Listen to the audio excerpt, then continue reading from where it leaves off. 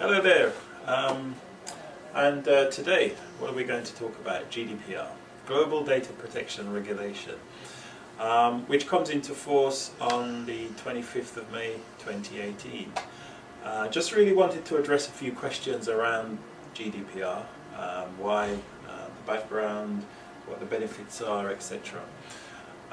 So first one is why GDPR? Well, GDPR is the latest regulation in a series of regulations that started off probably back in the 60s, certainly in the UK and across the EU.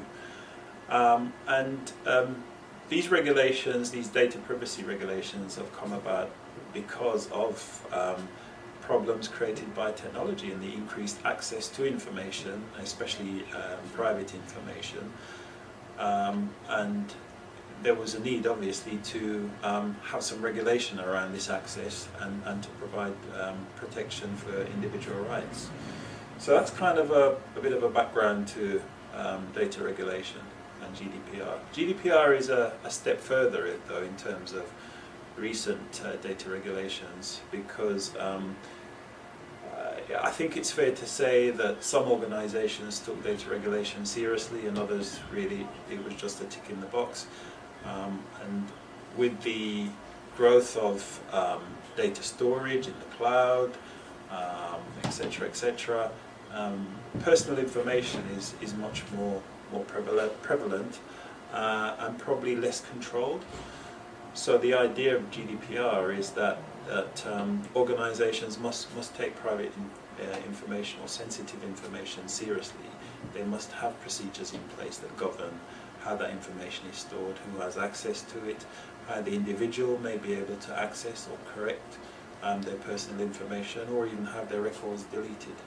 And to sort of back up this new regulation, there are punitive measures, which we'll probably touch on in a little while.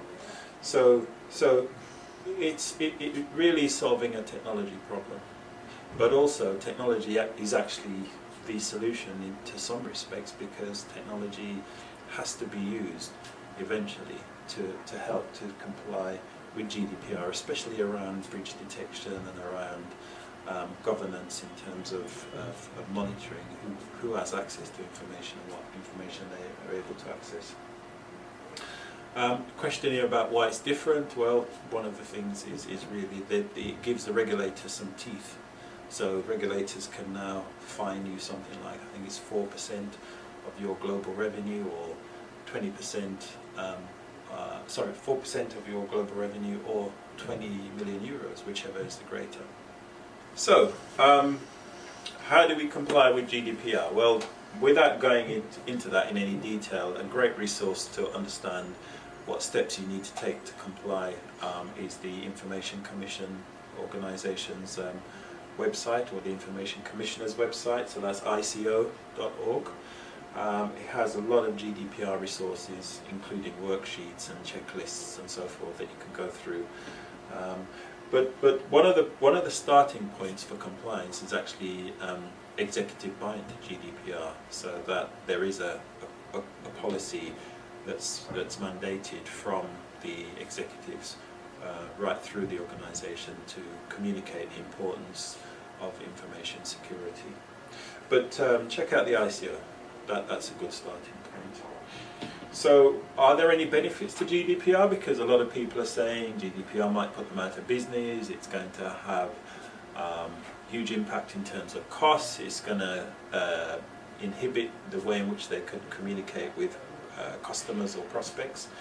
So there are some downsides, especially if organizations don't currently have a strong sort of information security practice and process in force. But there are some positive benefits. I mean, one of the benefits are that the individual's data is protected. I mean, that's got to be a good thing. And by complying with GDPR, the level of confidence is higher. Another positive benefit is your IT assets become more secure, because the level of protection and process and controls that govern a GDPR compliant environment means that inevitably it needs to be a more secure environment. Also, you'll be able to detect breaches, or it'll be easier to detect breaches and identify the extent of these breaches, because in effect that is a requirement of GDPR. You need to have a mechanism in place to detect breaches, and you need to be able to notify the Information Commissioner within 72 hours of a detection of a breach which involves compromise of sensitive data. Another benefit that we're seeing is that organisations that have a supply chain are now asking partners within the supply chain to confirm that they are GDPR compliant, or they're on the road to GDPR compliant. So businesses that are GDPR compliant will be viewed with greater credibility. So there are definitely some benefits to becoming GDPR. Okay, so that's the sort of 5 quick points that we wanted to cover today, and hope you found that useful. Thank you.